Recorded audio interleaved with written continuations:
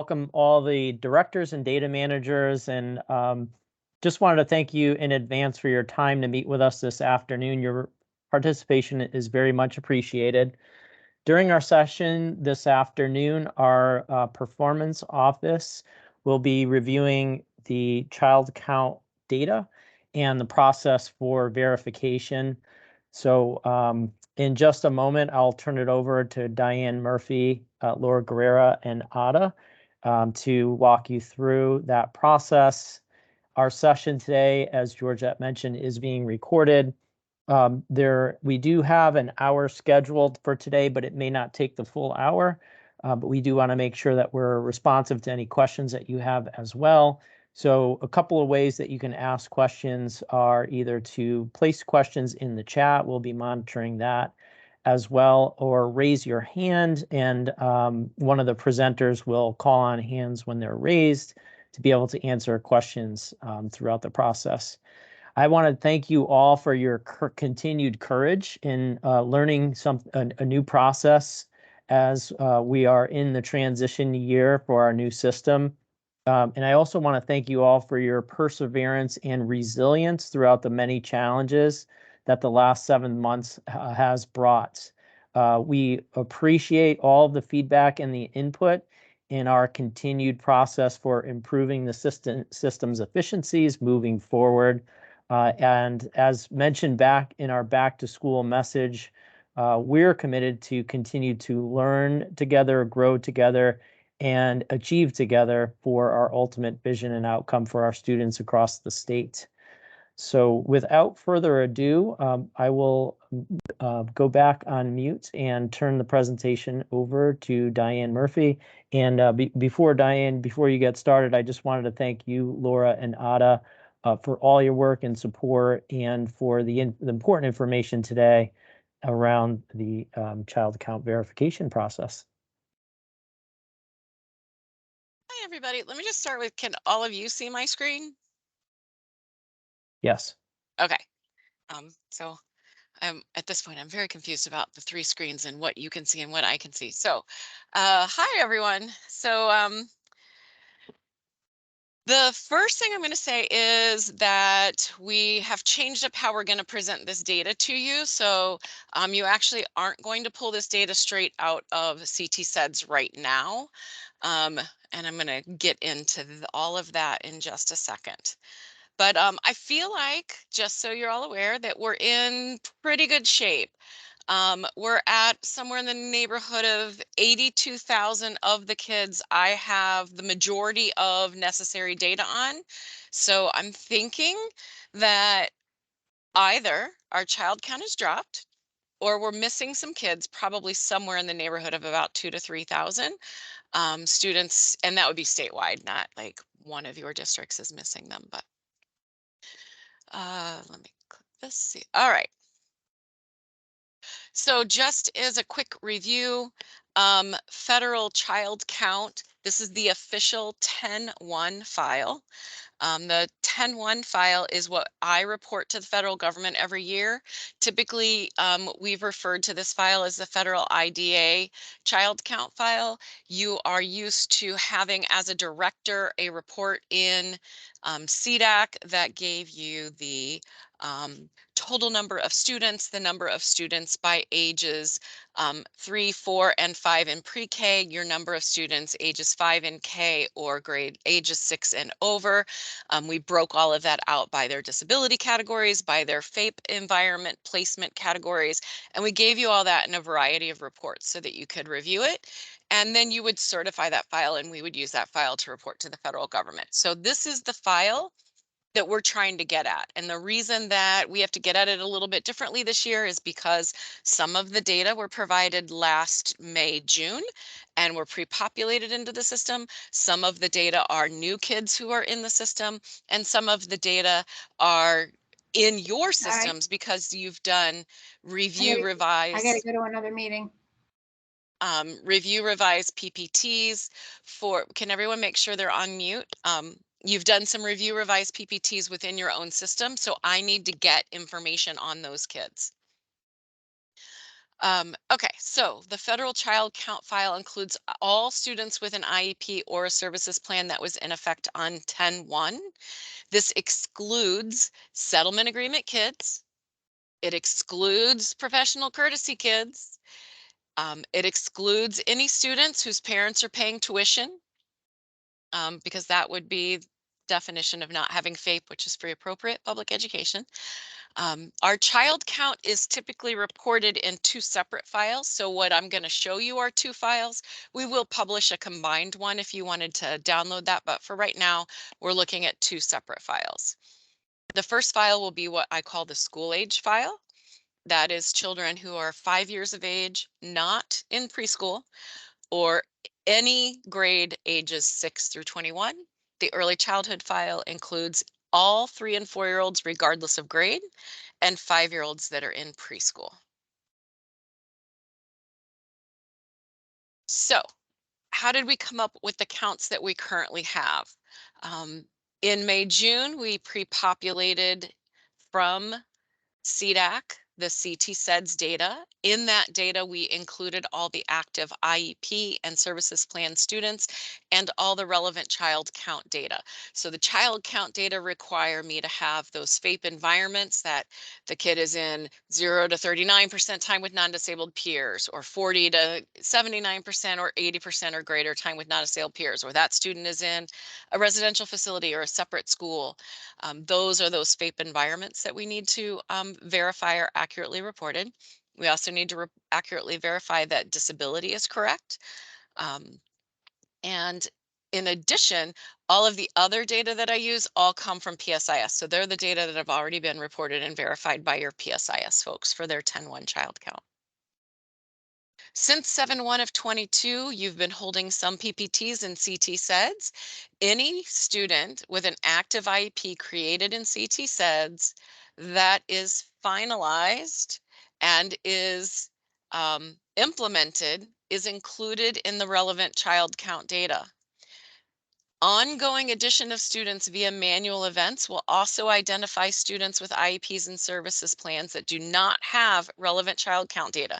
So if you had a student come into your district in September, and you use the manual events to say, yep, the student moved in with an IEP from New York. You put your manual events in and you have not yet held the PPT to get an IEP in place. I'll be using the information from the manual events to report out that student under child count. One of the things that we have noticed is that for students in manual events, many times when the manual event was started, there was one field that was overlooked because it pops up later. Like you put in like most of the fields and then this additional field pops up later. We seem to have a bunch of students who are missing the provision for the initial provision for services, the parental consent field, but we have a list of those we'll provide back to everybody so they know what to clean. So basically, I'm pulling data that we've pre-populated, data you've created IEPs for, and data that have been added through manual events. So I don't have everything I need, and that's what we need to get to the bottom of. So here are some ideas of what might currently be inaccurate in the data that we are going to be providing for you to download. The pre-population data may have changed if the LEA has performed a PPT in their old system. So if you had a review revise, it is totally possible that your FAPE environments data might have changed. If you had an updated evaluation sometime after we did the initial population from our May and mid-June CDAC files, it's possible that there's a disability that needs to be updated. Any students started through manual events, we will need the updated disability and FAPE environment category. So the FAPE environment category isn't collected on the manual events page, but the disability category can be added. If you've added it through manual events, we've pulled it. If it's blank, I need to have that field provided for me. Students without a finalized IEP or services plans are generally missing disability and FAPE data. And if PSIS updated or changed, the 10/1/2020 school, the 10/1/2022 district, or OSEP, and it was backdated, it's possible that that transfer didn't occur and we're not pulling the right information for the child count. So I'm going to get more specific about this in just one sec. So how will we verify this child count? We're going to provide the child count data via CDAC instead of through CT-SEDS. That way I can merge this and show you both the data that are in CT-SEDS and the data that are live in the 10/1 PSIS data at the same time. So we're going to provide you an export of those school age kids and of the early childhood kids that give you all those data fields combined together so you can see them. In the future, this report will be published to everyone through oh,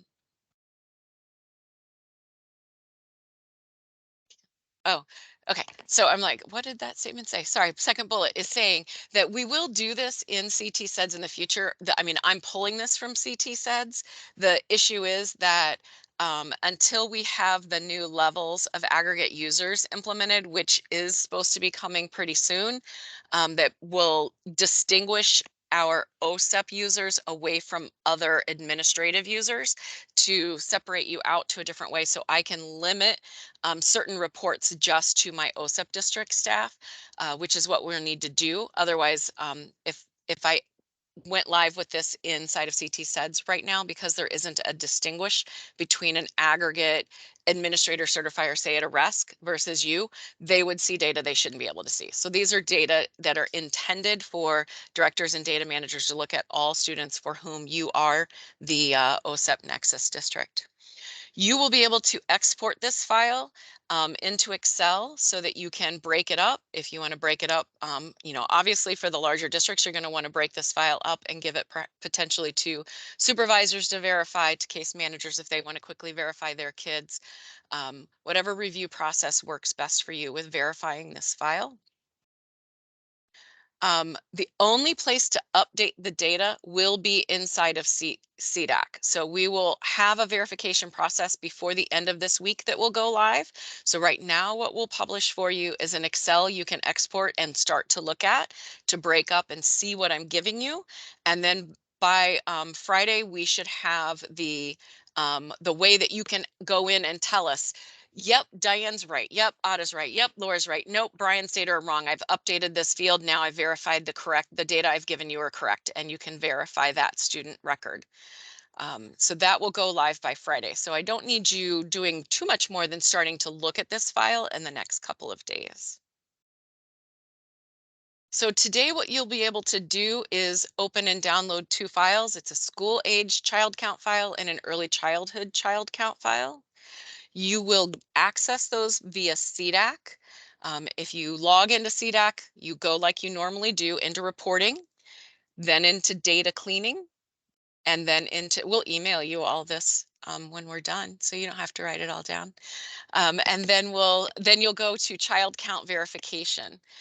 Remember, I know we haven't all been working in CDAC a lot lately, so just as a reminder, each LEA has 2 shared usernames and passwords for CDAC. So don't reach out to us for the password because we don't know it. And if I reset it, I've locked everybody else in your district out who might need to get into it.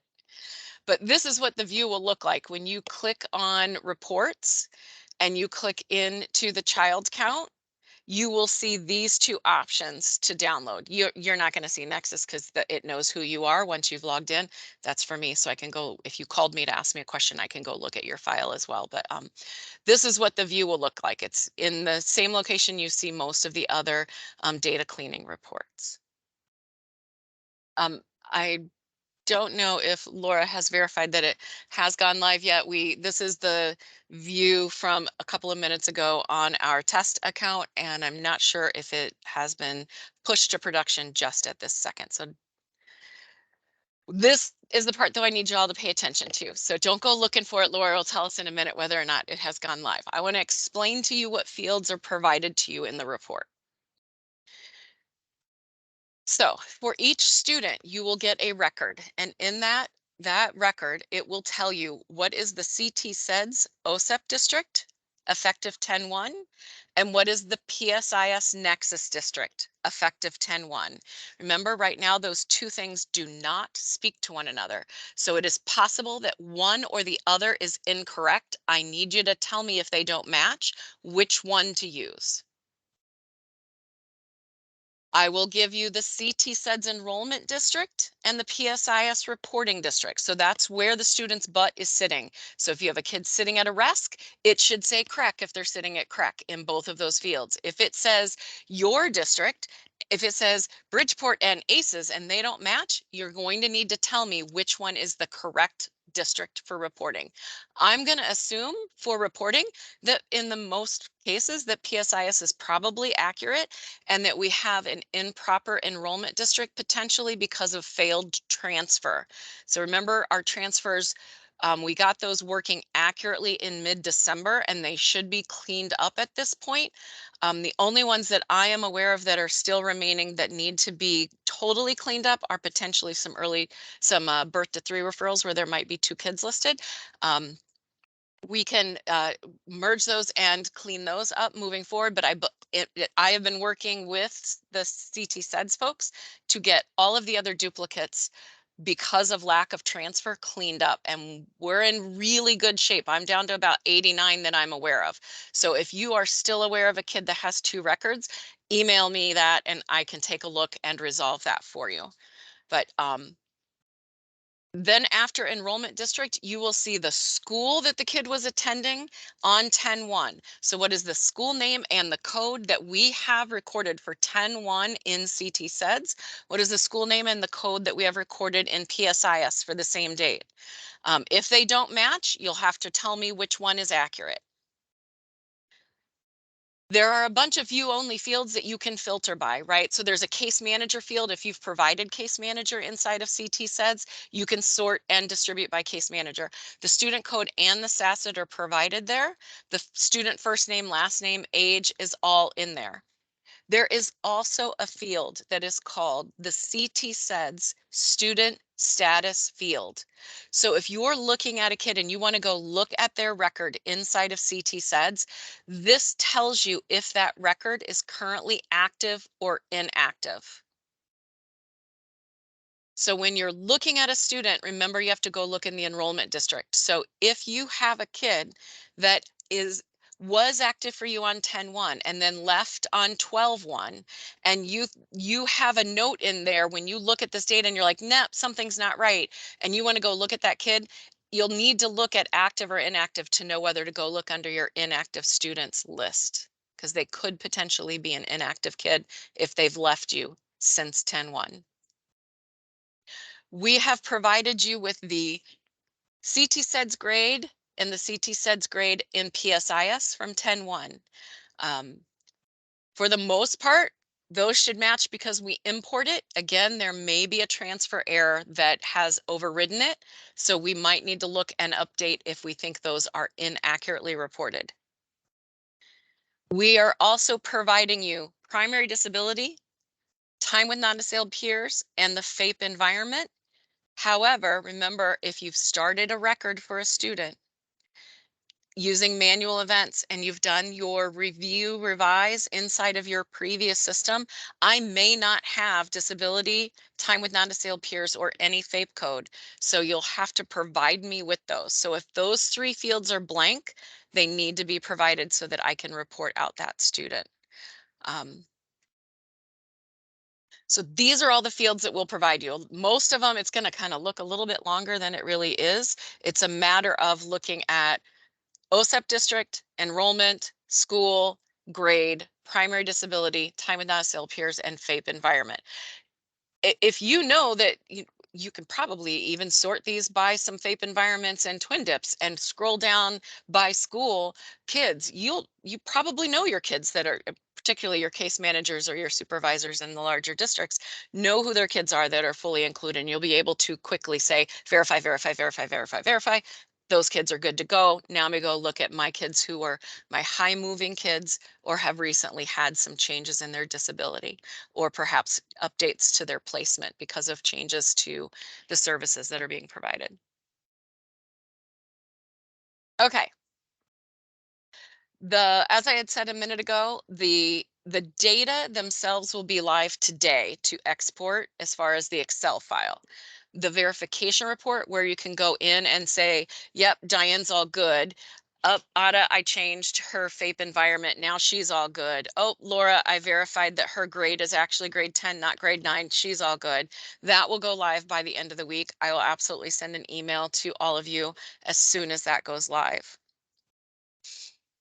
In the verification report where CT SEDS and PSIS fields do not match, we will require a value to be reported in a separate field.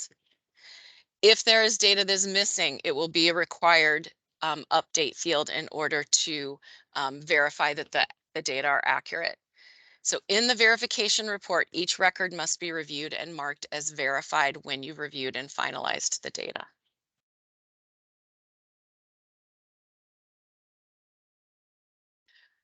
So upon our initial review, PSIS has about 85,000 students with disabilities. Our CT SEDS OSEP count of students with disabilities is about 82,000. So we're anticipating that there's in the neighborhood of 3,000 kids that are inside of CT SEDS, but we're not pulling them for some reason. One of those reasons could be nobody's set an OSEP district. If OSEP district hasn't been set for a kid, they won't pull as a student with disabilities. We know that there are many cases that need corrections because of the manual event data. We are also aware that the OSEP district is an issue, or that the disability is missing, but it was an IEP that was active on 10-1. We will follow up with data cleaning tomorrow. Actually, I'll probably send it tonight. We've already done some review and we have some ideas for many of you in certain places where we can do some very quick cleaning. We've already identified those with SACID, so we'll send that out via email tomorrow. And we will re-pull that file for population for the cleaning report before we go live with that report where you can go in and verify and mark kids. Once I pull in a report that says we're marking kids, I'm not going to re-pull that report. It'll be frozen so that you all can work on it and you know it's not changing. And when we've identified kids who are missing, we'll deal with that in a separate reporting structure. So the email that I'm going to send this afternoon, it's very few cases. You can see right here, there's 18 kids missing primary disability. There's 47 cases where they are non-public students who were started, and we just need to copy and put the student number in the SACID column and save it, and that will clean up that kid's record. We also have 61 cases where the OSEP district or the provision of services consent date is null, that we'll send you an email and say, go verify that the OSEP district in the 10-1 record is active and go make sure that the provision of services of consent is filled in. So those will be some really quick cleanups that we'll send everybody tonight, assuming that everybody can probably do that no later than a couple of days by 2/2. Because that's statewide. That's less than 100 cases statewide. So we'll figure that one out. We will go live with the actual verification file by 2/3. We're setting an initial due date of 2/24. Now, I know that's aggressive. That's 3 weeks for my big districts. For the Hartfords, Bridgeports, New Havens, like all of our bigger districts, that's a very aggressive date. So we'll be in contact. We'll do whatever we can to help support you. We're setting an initial due date of 2/24, and as we're working through it, we'll start to talk and see how y'all are doing and if we need to move that date. I thought, I only had the one screenshot in there, so. Okay, I'm gonna stop sharing. And if you have some questions for me, if you want to raise your hand. Ada, if you can watch for raised hands. If you want to unmute yourself, we'll call on you, or if you want to put something in the chat. Diane, I need to turn on the mics if you want me to unmute everyone. Otherwise, people really need to put their questions in the chat, and it'll give us an opportunity to respond either in writing or follow up with you directly if it needs a direct response. One question that has come up, I'll go backwards, from Milford. Is it possible to send us Excel functions or formulas that we can use to have the spreadsheet check for matches so that we can cut out the probability of human error from scanning rows and columns manually? That's for your consideration, Diane. Yeah, we can take a look at that. Ada and I'll take a look at creating something that we could post. I can't. I'll take a look at whether or not I can. It'll be built into the verification one. I wasn't planning on building it into just the export, but and I can't do that by the time it goes live today, which I still haven't heard. So I'm guessing it hasn't gone live because nobody's told me anything. I believe it's live, Diane. What? I believe it's live. It's Laura, it's live. Okay. So let me take a look and see if I can. I'm assuming you just mean give you some sort of alert where those two fields don't match. Yeah, I can probably do that pretty quickly. I'll see if that's possible to update today. If we can, I'll let you know. Okay, as I see some of the other questions, so I'm going to repeat this again. I've already responded. The PowerPoint will be sent out to everyone. A recording of this meeting will be posted to the CSDE YouTube channel, and we will get that link out to you tomorrow. So we'll work on getting this posted tonight, and then you'll have it by tomorrow. Kathy asked, for students who've moved into the district from other places, we don't always get the initial consent with the information we receive. Do you want us to resolve this in manual events? Yes. So if you have a student who moved in and you don't know the initial consent date, but you can make that equal to the you can make that equal to the initial evaluation date that you should have reported something for their initial eligibility. So whatever date that is, you can make that equal. Just because you don't have that date, that would be fine. Oh, I see Laura answered that. So I don't. Laura, you're on mute if you're trying to talk live. Sorry. I can hear for manual events, everybody should refer to the CSDE state tab under documents. There is a manual event document that if you follow the steps, you could create the manual event without any issues.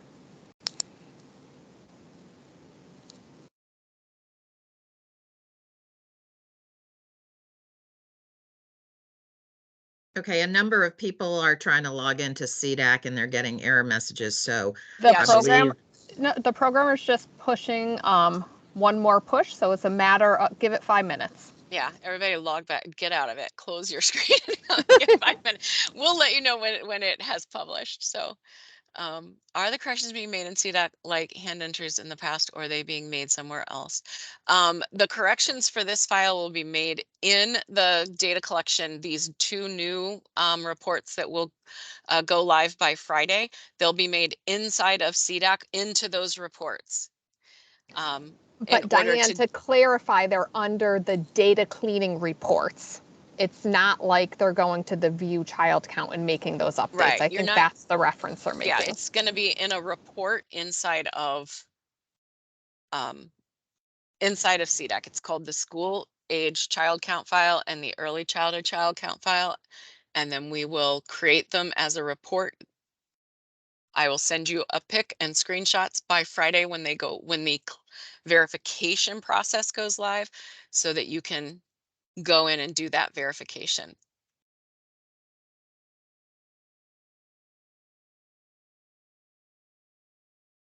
Same question as Kim. You mentioned examples of alerting people to changes.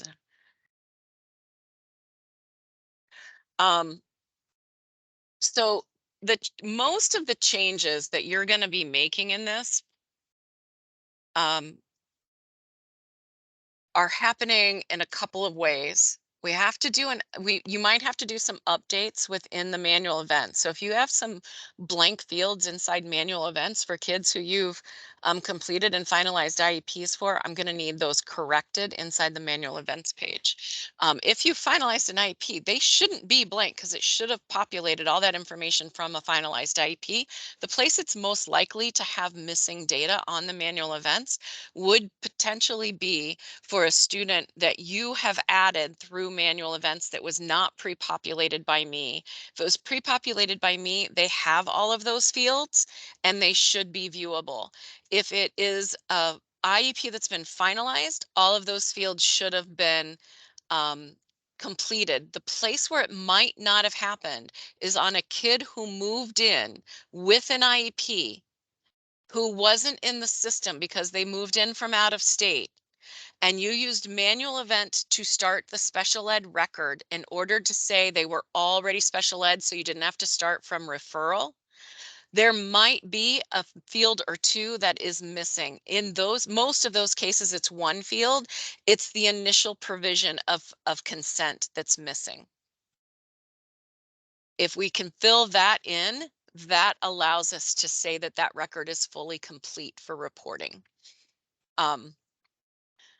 If you've started a student through manual event and you have not created a complete IEP, you'll see some blanks, and those are kids that are records that we know are inside of your old systems that you're going to need to provide us those data from.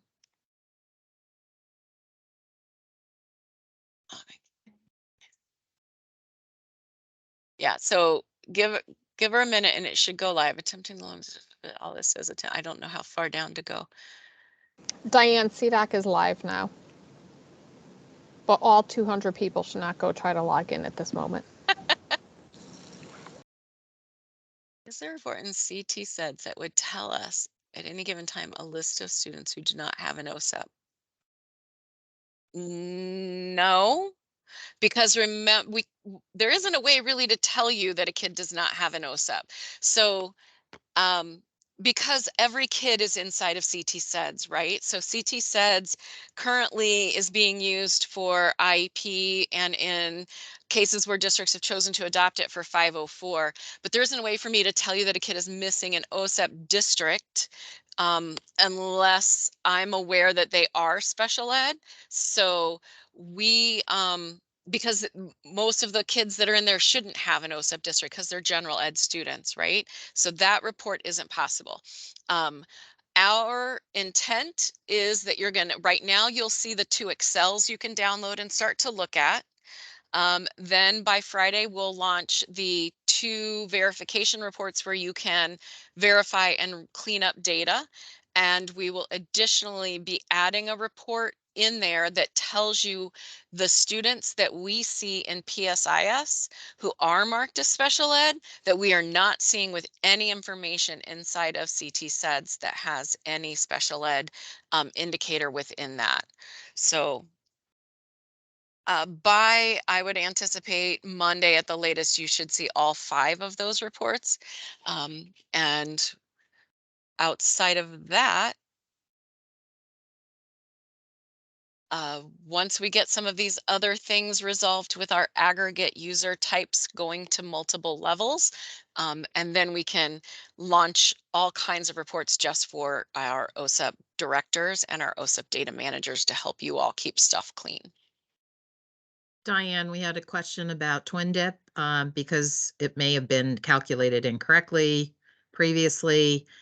And then when that error was fixed, did it correct the IEPs that may have been finalized prior to fixing that glitch in the It wasn't going to calculation? correct a PDF IEP, but it should have corrected the backside data that we are pulling, right? So when they ran that correction, if the data was in error in the storage, it should have corrected that. It's not going to correct the PDF to IEP though. So we're not pulling from PDFs, we're pulling from the stored database of the CT SEDS data. So we should be able to have the most current information. I'm not, The twin dip variable is a cleaning variable for me. That tells me whether the likelihood that the FAPE environment is accurate. And I can't tell on a bunch of these kids if FAPE environment is right because there's no twin dip data. So by providing me that twin dip, it will help us understand if we have the accurate coding for the FAPE environments. So one district has already identified that the count in the report is way off. It shows 37, should be around 350. Suggestions, Diane? There are 2 reports. One report is just your pre-K 3 and 4-year-olds. Did you download both of the reports? There are 2. They're broken up into those 2 groups. So the school age child count file should have most of your students. The school age child count file is around 75,000 kids statewide, and the early childhood file is about 5,000 kids statewide. Both of your reports are early childhood. Laura. I'm on it. Thank you. Okay, we have another question about students entered through manual events prior to 10-1, but their IEP was written into CT-SEDS after 10-1. So manual events might accurately reflect, but the IEP wasn't entered until after that. I'm not exactly sure what that means, so I'm gonna give an example of what I think you mean.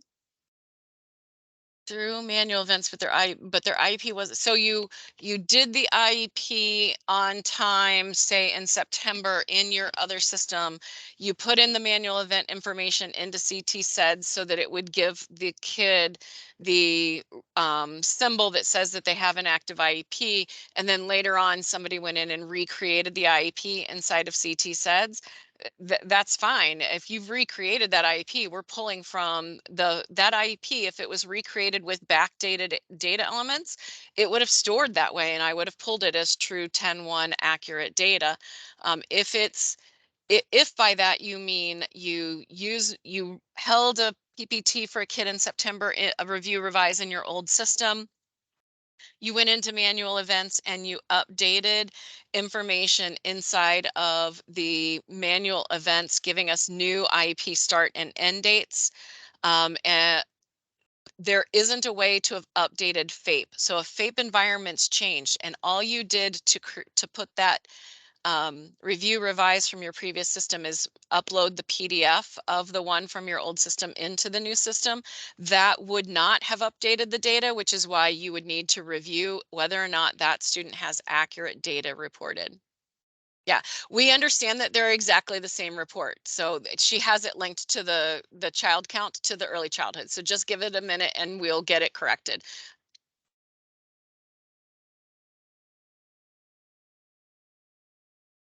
Okay, so unless there are other questions specific to the reports, the data, in terms of the verification process, we are going to give another 5 minutes and then close the meeting, knowing that we've got some work to do behind the scenes to correct the reports that you're accessing through CDAC. So any other questions, we'll keep this going and then close at 2:45.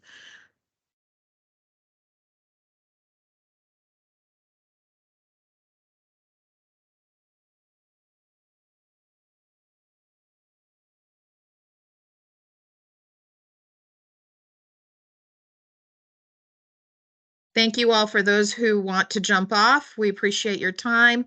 Just to reiterate, we will send out the slides, and tomorrow we'll make the recording available in terms of a link to our YouTube channel. So thank you all very much. Appreciate your time today, and we look forward to seeing you at OSEP office hours next week, where we are going to be covering basic reports in CT-SEDS. So hopefully you will join us for that.